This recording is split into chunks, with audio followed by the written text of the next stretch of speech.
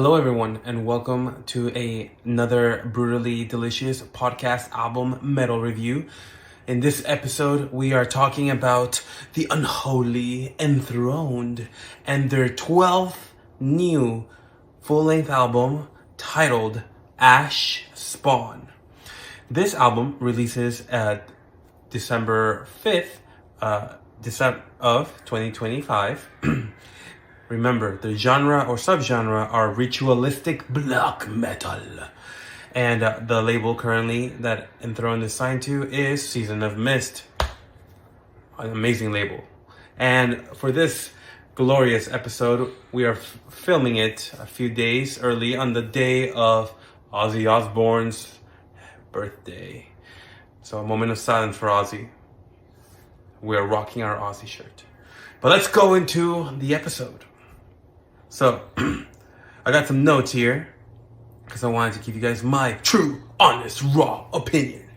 So, first of all, who is Enthroned for anyone who is not familiar? They are a Belgian occult black metal legends, and Enthroned is entering the 2020s hard with their 12th full-length album, Ashspawn.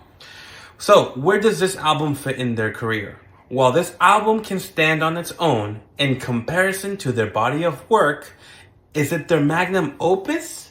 That's for you, the fans, to decide.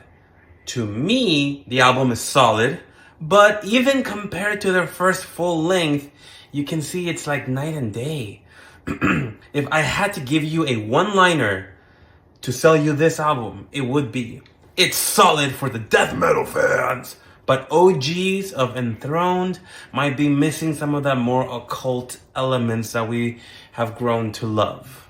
An example being, with their latest release, Enthroned dives deeper into a blackened death metal sound, delivering an album that is ambitious, dark, with elements of progressive undertones.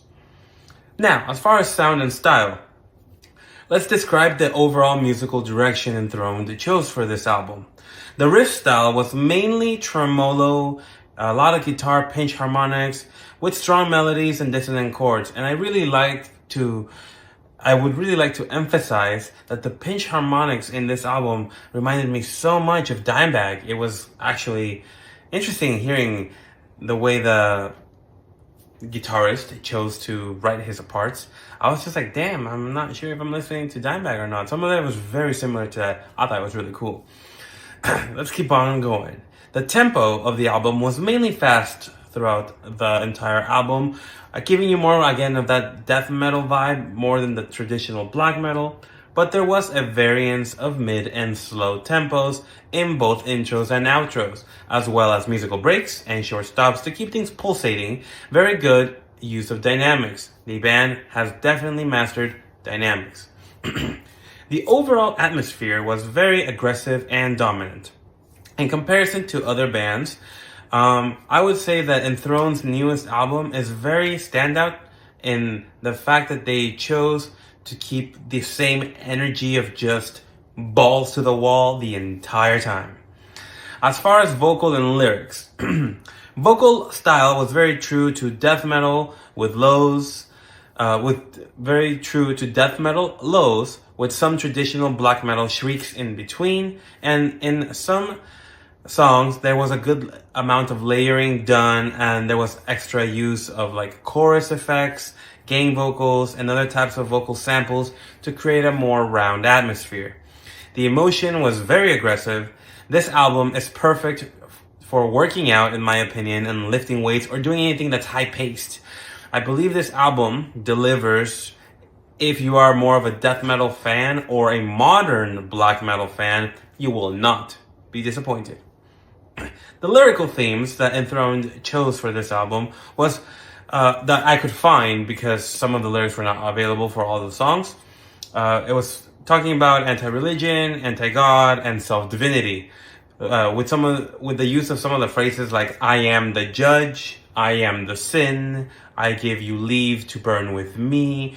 So they're definitely going for that more celestial, like I am a divine being, but at the same time I am still carnal and full of flaws.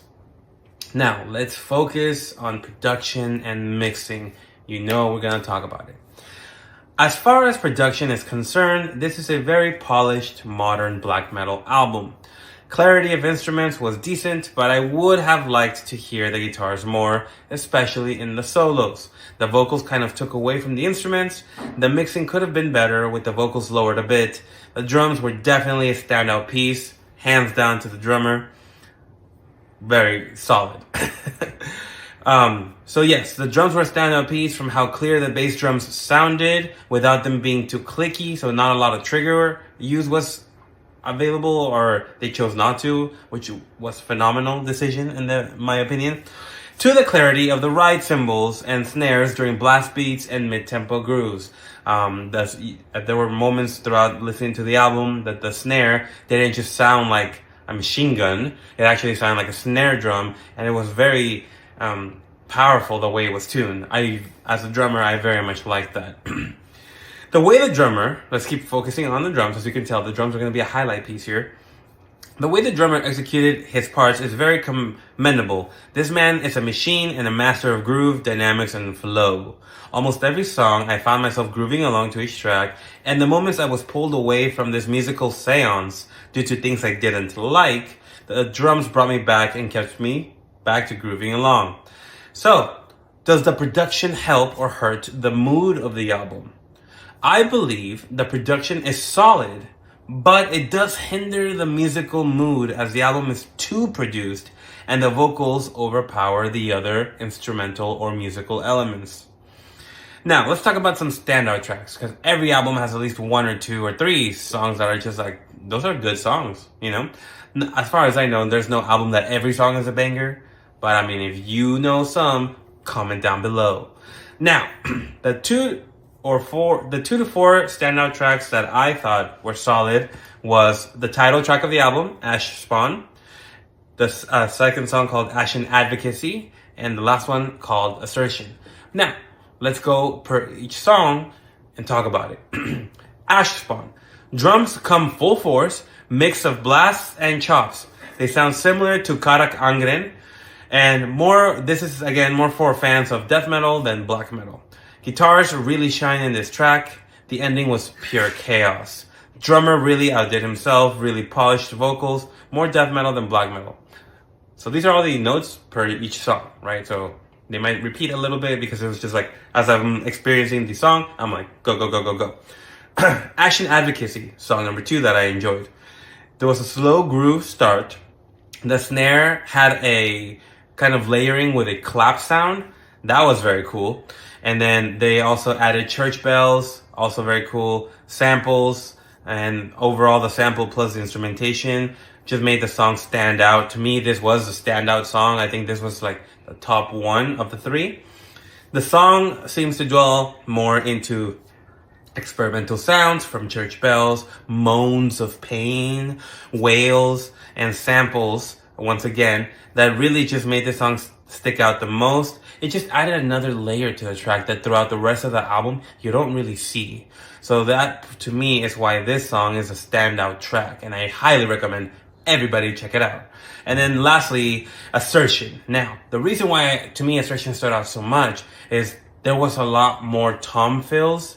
So talking about drums again, the toms were used more in this song, or they were at least more prominent, which made it very cool from the constant just like blasting away. And again, the drums are very tight.